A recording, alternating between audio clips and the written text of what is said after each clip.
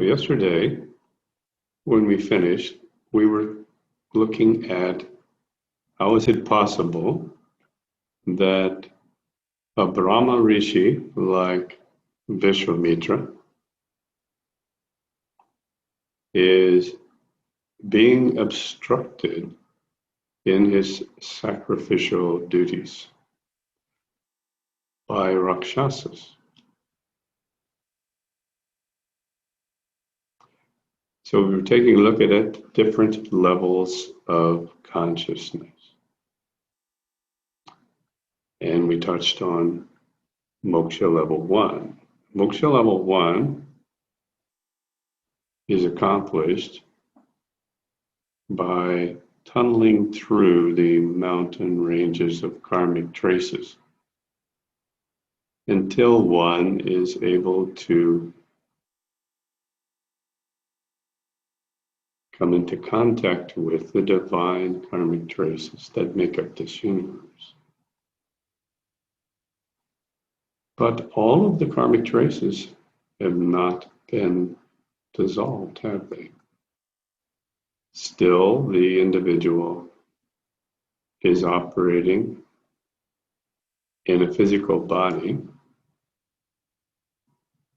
and that physical body is moving about, acting and performing on the basis of individual karmic traces for the most part.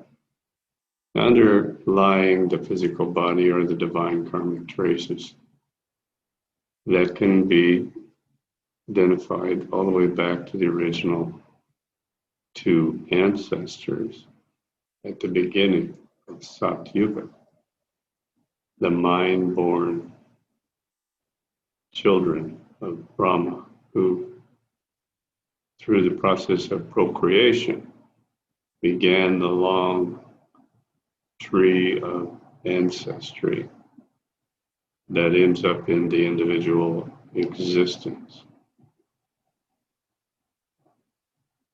But still, we may not be looking at the perfect Satyu physiology. Karmic traces continue to exist even in Moksha Level 1. So the next level of Moksha is Moksha Level 2.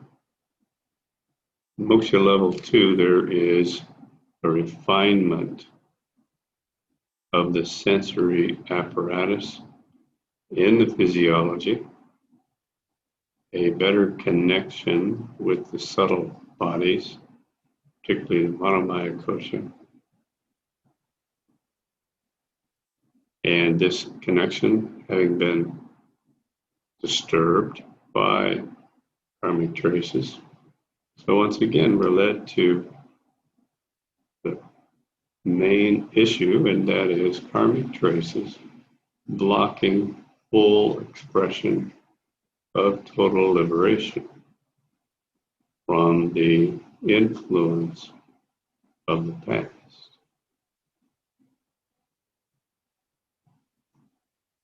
Moksha Level 2 we call God consciousness, and this is where the individual is in communication with and in the celestial realms, lower celestial and upper celestial realms. As the communication becomes more refined and the Vijnanamaya Kosha begins to come into focus and be usable, and the senses of the Vijnanamaya Kosha are usable, more karmic traces have been balanced, and the individual finds himself in unity consciousness, Moksha Level 3. Unity consciousness, he appreciates his existence. So he's still existing, isn't he?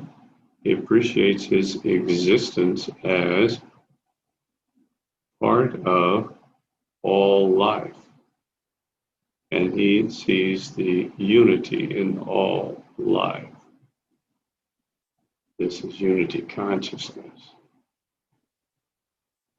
But still, the concept of existence is there.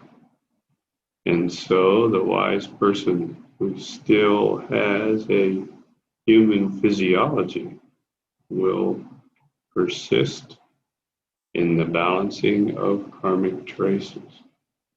Now at this point, balancing of karmic traces is predominantly on the level of Manomaya Krishna. Because this individual, by this time, is well steeped in maintaining connection with the silent witness. And so, always in a transcendental state of witnessing. And so now what needs to be refined are the knowledge constructs.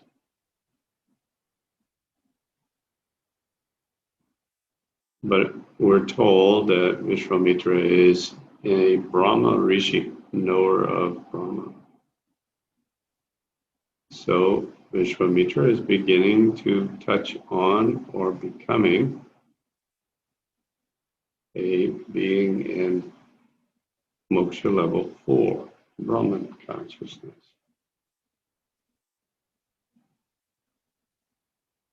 But still, the tunnel in the mountain ranges of karma exists. It is very broad, but still individual karmic traces in the form of knowledge constructs continue to exist. Now he's asking for help from Ram. This is an important concept because who is Ram? Well, Ram is incarnation of Vishnu. Remember, Vishnu received some curses and ended up taking birth as an ordinary human being and had to go through all the stages of an ordinary human being's existence to reach moksha again. But who is Vishnu? Vishnu is Krishna, Krishna's presence in this universe. You see, when the universe is originally constructed in the mind of the creator, Brahma, and then goes on to be further continuing, it is being maintained by something. What is it being maintained by? Krishna. Krishna actually is the Supreme Personality of God, the Supreme Divine Being who exists outside of this universe in the absolute realm of Goloka.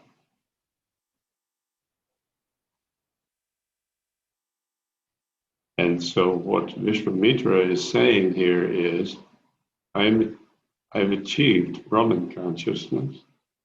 I know I am the creator of this universe. But I also know I still exist. There is some separation that is identified as the creator of this universe. So Vishwamitra knows I am not in Moksha Level 5,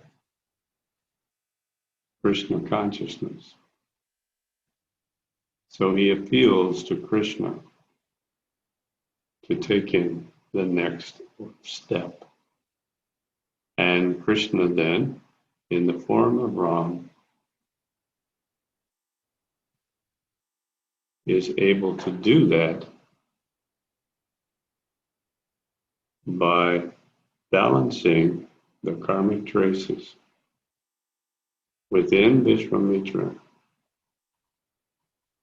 who is the creator of this universe, Lord Brahma himself, still operating within this universe and not yet in unity with Krishna. So that's where we left off.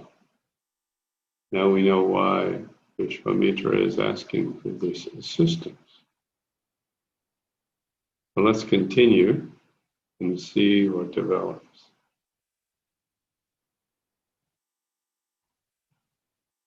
Chapter 8, Book 1. Dasaratha's reply to Vishwamitra. Valmiki added, on hearing Vishwamitra's words, Dasaratha, the tiger among kings, remained speechless for a moment, and then implored him from the lowliness of his spirit. Brahma, my lotus-eyed boy, is only 15 years of age. I do not see he is a match from the Rakshasas. He said he implored him from the lowliness of his spirit. So Dasaratha does not recognize from the perspective of the lowliness of his spirit that Ram is Krishna himself. So he's attributing attributes of the age of his physical body as something significant here.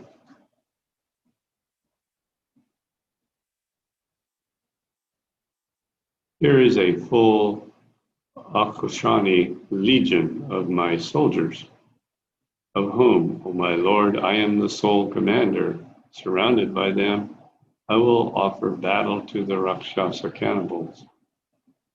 Here are my brave generals, who are well disciplined in warfare.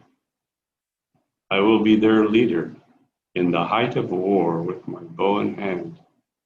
Accompanied with these, I can offer fight to the enemies of the gods and to the great Indra himself in the same manner as the lion withstands wild elephants.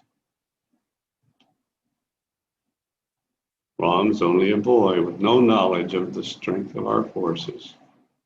His experiences has scarcely stretched beyond the inner apartments to the battlefield. He is not well trained in arms, nor is he skilled in warfare. He does not know how to fight an enemy arrayed in the order of battle. He only knows how to walk about in the gardens of the city amidst the trees and pleasant groves. He only knows how to play with his brother princes in the flowery parks, set apart for his play within the precincts of the palace.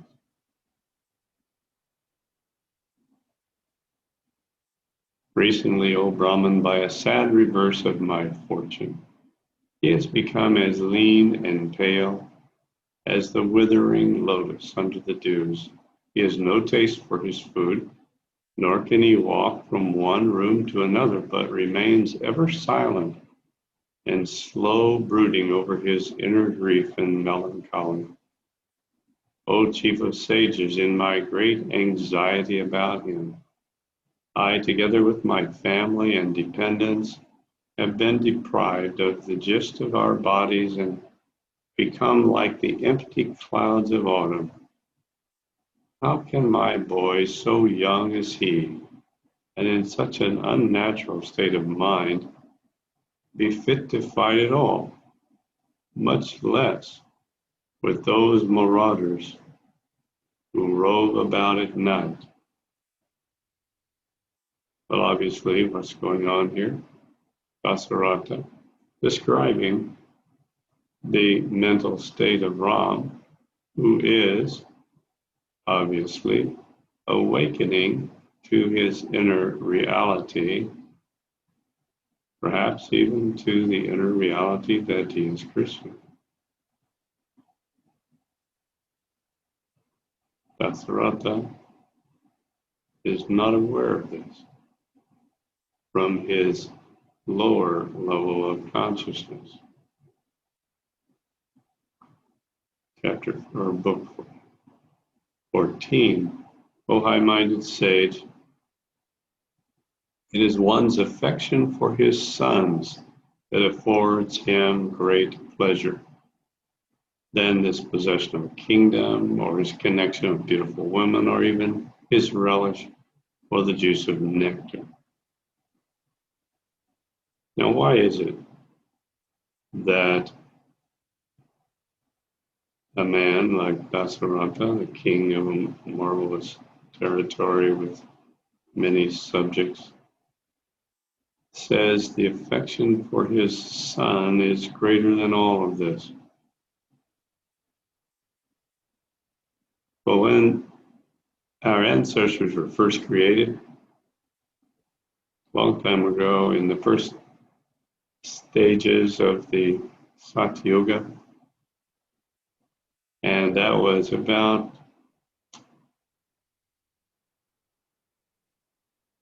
almost 4 million years ago in today's time.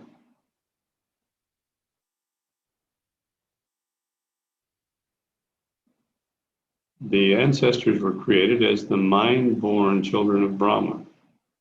That means the Creator literally created the first few people.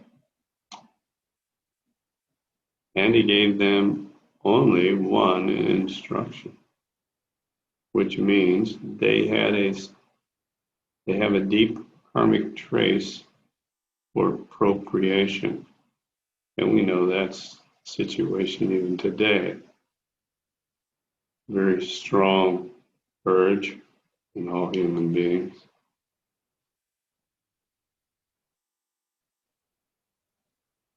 So this progeny, the creation of children, causes great affection, even greater than anything else in life, any other illusory material thing that is supposedly owned by the individual. Verse 15, it is from the parental affection that good people perform the hardest duties and austerities of religion, and anything which is painful in the three worlds. Men are even prepared under certain circumstances to sacrifice their own lives, riches, and wives. But they can never sacrifice their children. This is the nature of all living beings. And that's what we just mentioned. Because of this first divine karmic trace imparted to every one of the 20 beings created by the Creator in the beginning of Satyuga. The Rakshasas are very cruel in their actions and fight deceitful warfare.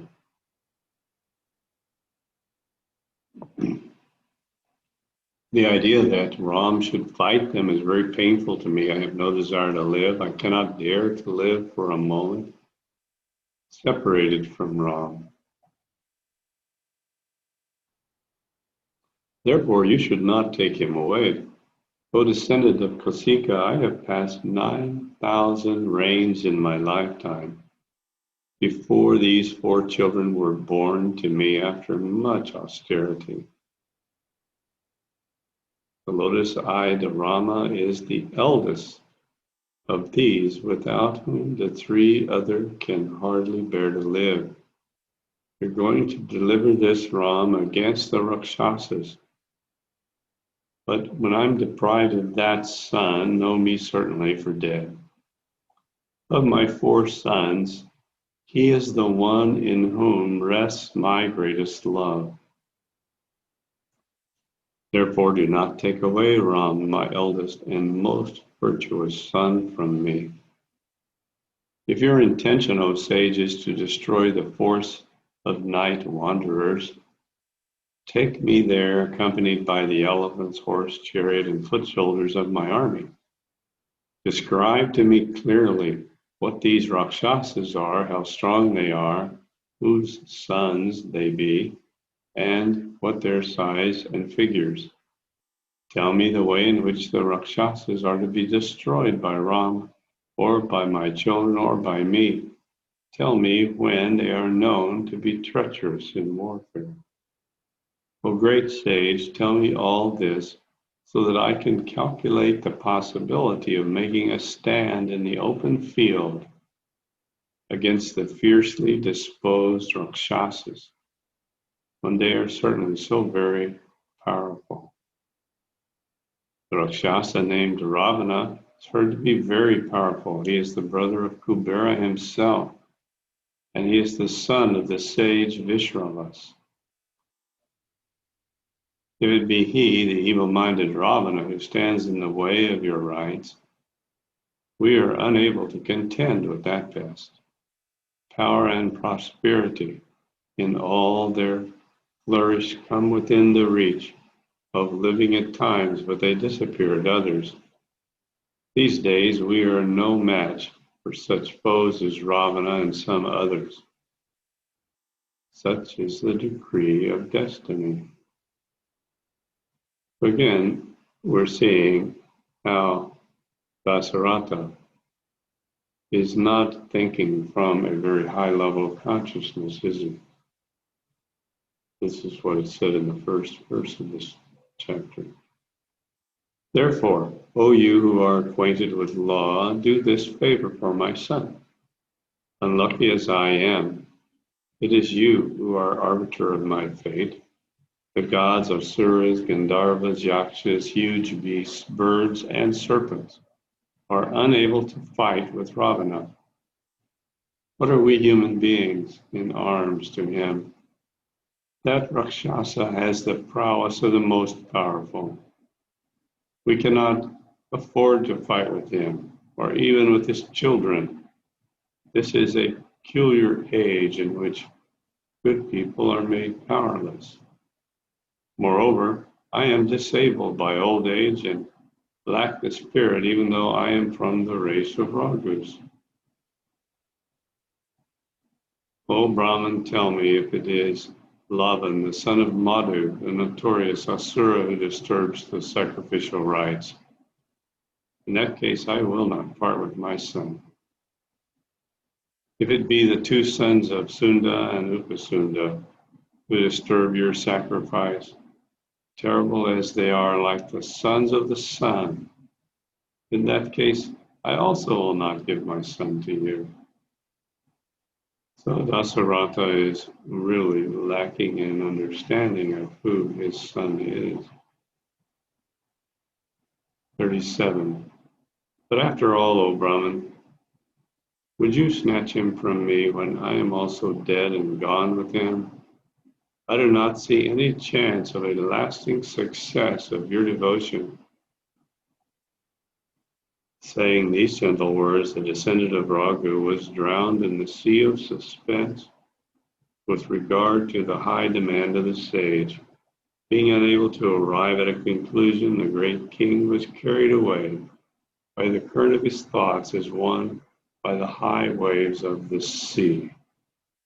But obviously, Dasarata is not established in the silent witness. He is totally embedded in his dream creature role in this relative universe. So he's bringing forth all sorts of irrelevant arguments.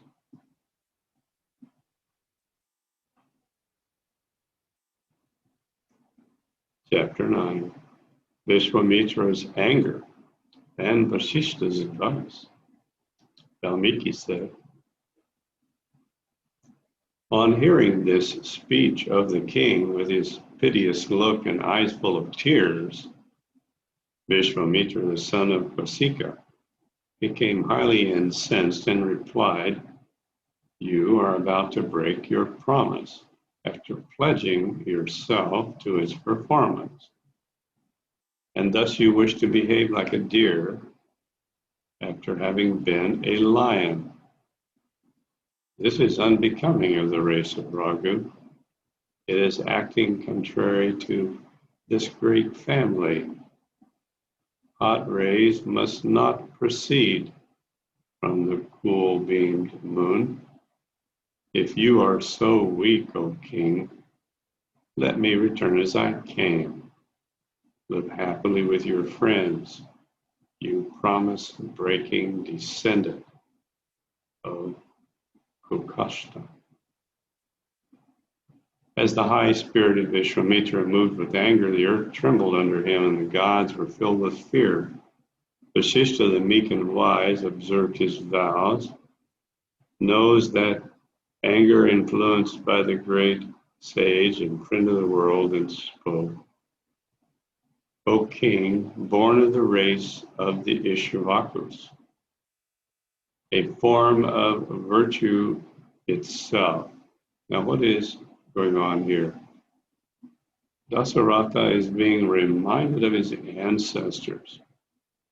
He's being taken back in memory to the time when he was first, his ancestors first were created, so that he can attempt to reconnect with who he is, trying to help Dasaratha reconnect with the silent witness. And from there he sees the play of the whole universe. And from there he realizes there's no problem. Ram is Krishna himself.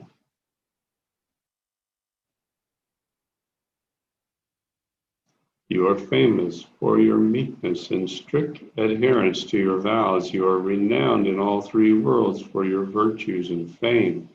You cannot break your promise. Preserve your virtue and think not to break your promise. Comply with the request of the sage who is honored in all the three worlds. So Dasaratha made a bold promise. I will give you anything you ask for. Just ask. I am, after all, the king of all. Obviously, now we see Dasaratha was not in connection with his silent witness. He was speaking from ego, wasn't he? And ego is an abject coward. Ego is simply just a collection of individual karmic traces. So when ego speaks, we're not going to get truth, are we? The promise is totally empty when given from ego. Having said you will do it, if you retract your promise, you lose the object of your yet unfulfilled desires. Therefore, let Rama depart from you. Well, now, Vashishta is talking to the ego of Dasaratha. It is pretty much a waste of time to communicate with the ego. And now probably you've all realized this. When someone is coming at you from level of ego,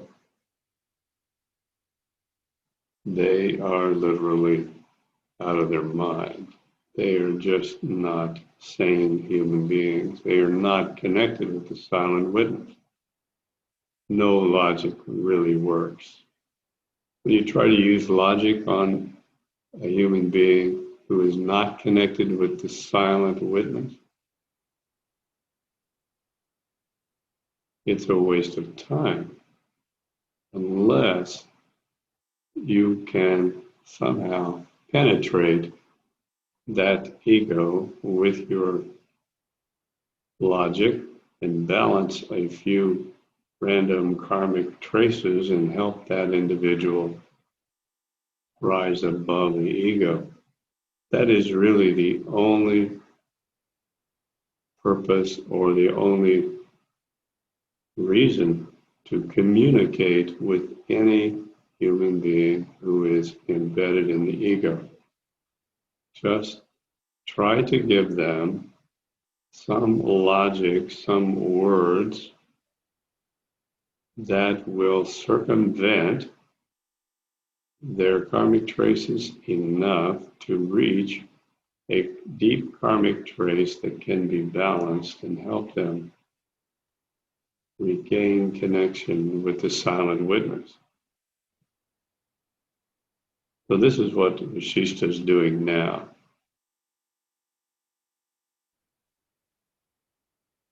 And everything written in the Yoga Vishishta is in this vein. The entire Yoga Vishishta, every single word, every syllable. I'm going to be reciting the Yoga Vishishta in Sanskrit soon. I've ordered the book. It will arrive someday here in Mexico.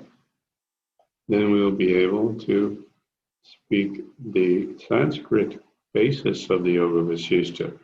Those syllables are very powerful. They will go directly to karmic traces, knowledge constructs, and balance them. But the English words will also do that because all language has its root in Sanskrit. Sanskrit is the language of the celestial beings. When Vishnu talks to Lakshmi or Brahma talks to Indra, what is their language? They speak in Sanskrit. They don't speak in words like we speak today, using air currents to vibrate and impact on the crude sensory organ of hearing, so that finally the brain can interpret those vibrations into words and concepts and understand what's being said. They speak directly, one mind to the other, telepathically. But because they're operating on the higher levels of the universe, Manomaya Kosha, Vijnanamaya Kosha, and Anandamaya Kosha, their telepathy is literally Sanskrit syllables.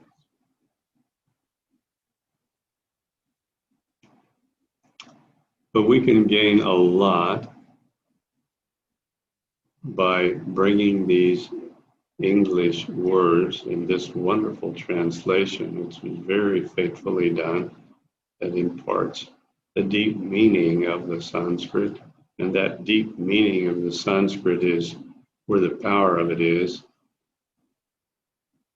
to restructure and balance those knowledge construct karmic traces. So we make excellent progress even with the English version. But it's every word that's important here. Don't make the mistake that so many people have made with the Yoga Vishishta. Oh, this is just some story here. That's not important. We'll just chop that out. Very long book. We don't need such a long book. It's got many very important statements in it.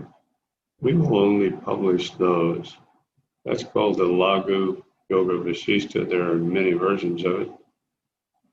Somebody with a poor understanding goes through and removes many of these precious words, removes the ability of this text to actually balance these karmic traces, and then is very proud to present to you from the level of his ego a work of very little value. So we don't read the Lagu Yoga Vishishtas, and you shouldn't either. They're literally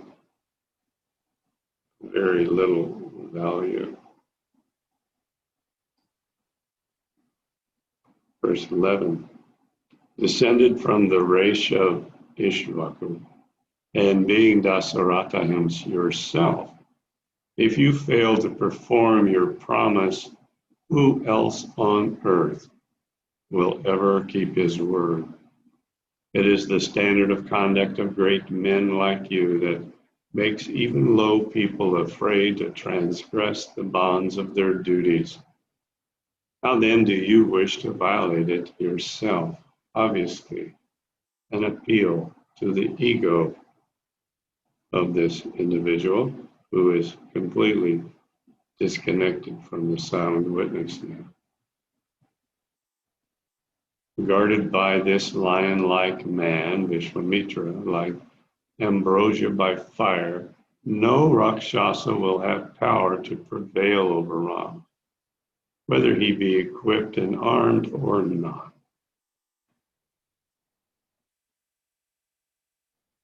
Behold, Vishwamitra is the personification of virtue.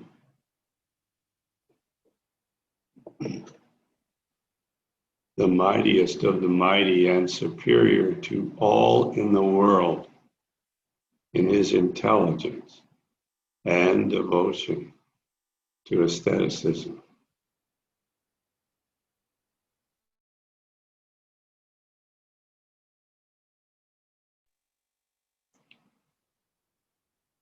He is skilled in all warlike arms that are known in the three worlds. No other man knows them so well, nor shall ever be able to master them like him. Among the gods, sages, asuras, rakshasas, nagas, yaksas, and gandharvas, there is none equal to him. Let's look at this verse for a moment. Here, Vishwamitra, or Vasishta, is describing qualities of Vishwamitra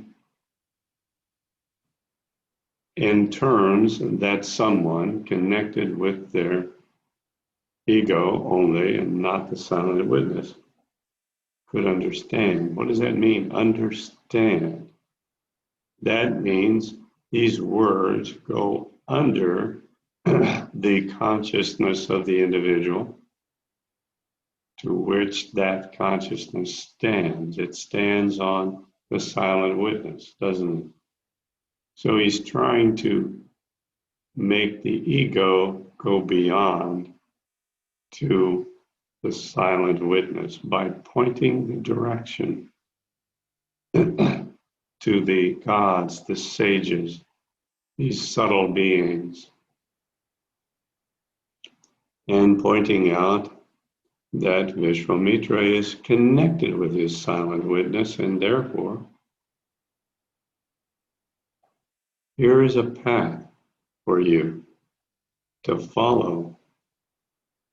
This is why individuals who are seeking liberation enjoy the darshan of the liberated. It is a reminder that is someone connected with the silent witness. I need to connect with that silent witness too. It is helpful in making the connection and maintaining the connection. Verse 17. In days gone past, when this son of Kosika used to rule over his realm, he was furnished with all the arms of Krishna, and which no enemy can baffle. These arms were the progeny of Krishna and were equally radiant and powerful as the progeny of Prajapati, and followed him in his train. Now Daksha with his two beautiful daughters, Jaya and Supraja, alias Vijaya, who had a 100 offspring as personifications of the implement that are not invincible in war. Of these, the favored Jaya gave birth to 50 sons, who are as implacable agents of the destruction of Asura forces. It's interesting to note here that Jaya and Supraja, the alias Vijaya, this is our hint. This is the same Jaya and Vijaya for the gatekeepers of Vaikuntha, who became Rakshasas, who are in male physiologies at various times, and now here they are in female physiologies, aren't they? In like manner, Supraja gave birth to 50 sons of very superior qualities, very powerful and terrible in their appearance and indomitably aggressive. Thus, Vishwamitra is strengthened and grown powerful. He is acknowledged in the three worlds as a sage. You must therefore not think otherwise than to deliver Ram to him. This mighty and virtuous man and prince of sages, being near, anyone in his presence, even one at their point of death, is sure to attain his immortality. Therefore, be not disheartened, like an unconscious man. So what is he saying here? Very clearly, stop acting like someone who's not connected with the silent witness. That's what an unconscious man is. When you connect with the silent witness, that's only when you begin to become conscious. You think you're conscious when you're in a dream and lost in that dream, but you're not, are you? You're only conscious in the dream when the dream becomes lucid. When you connect with the level of consciousness beyond the dream. So we have to connect with the silent witness, or we are literally unconscious beings. It's interesting, we're in a state now, we're in a situation now in which, in Kali Yuga, there are those who are attempting to destroy even the weak unconsciousness of the human beings with their marvelous, what do they call them? Operating systems of human physiologies. I think that's what Moderna calls the mRNA vaccine. It's an operating system for human beings. Their mRNA vaccine is designed to take away your humanity, to destroy your humanity. It is your humanity, only that quality of humanity, that is so important. It is the quality of humanity that gives you the ability to connect with the silent witness. If someone takes that away from you with the mRNA vaccine, you're no longer even a human being. You're just an animal walking about, looking a little bit like a human being. But you have basically then even no ability to connect with the silent witness. This is the tragedy of what is going on today. The human race is being robbed of its humanity by the mRNA vaccine. On that note, we'll close. Thank you all for joining. Jai Gurudev.